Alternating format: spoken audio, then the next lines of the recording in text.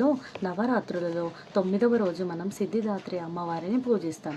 సిద్ధిదాత్రి అమ్మవారిని మనం ఎందుకు పూజిస్తాం అనేది ఈ కథ ద్వారా మనం తెలుసుకుందాం. ఆ పేరు ఎందుకు అంత ప్రత్యేకమైనది అనేది కూడా ఈ కథలో మనం తెలుసుకుందాం. సిద్ధిదాత్రి అంటే అద్భుత శక్తులు మరియు దివ్యవరాలు, దాత్రి అనగా ఇచ్చేది అని అర్థం. ఒకసారి బ్రహ్మ, విష్ణు, మహేశ్వరులు మరియు ఇతర దేవుళ్ళు అందరూ కలిసి చాలా తపస్సు చేశారు. వాళ్ళు ఈ విధంగా అనుకున్నారు: సృష్టిని సృష్టించాలి, పాలించాలి, అలాగే కాపాడాలని అనుకున్నారు.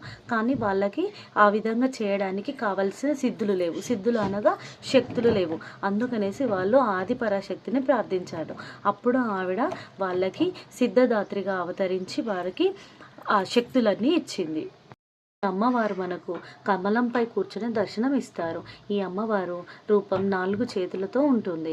2 చేతులలో ఒక చేతిలో చక్రం, రెండవ చేతిలో శంఖం ఉంటుంది. అలాగే మిగతా 2 చేతులతో తను భక్తులను ఆశీర్వదిస్తూ ఉంటుంది.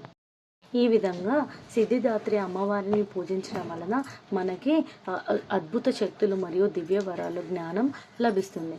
అందుకే మనం 9వ రోజున సిద్ధిదాత్రి అమ్మవారిని పూజిస్తాం. ఇలా నవరాత్రులు 9 రోజులు జరుపుకున్న తర్వాత 10వ రోజున మనం విజయదశమిని జరుపుకుంటాం. ఆ 10వ రోజున విజయదశమి ఎందుకు జరుపుకుంటాం అనేది మనం తర్వాత కథలో తెలుసుకుందాం. నా ఈ కథలు మీకు నచ్చినట్లయితే శృతి కథల ప్రపంచం ఛానల్ని సబ్స్క్రైబ్ చేయండి. అలాగే లైక్ మరియు షేర్ చేయండి. మీ ఫ్యామిలీ అండ్ ఫ్రెండ్స్కి కూడా షేర్ చేయండి. Thank you for watching my channel.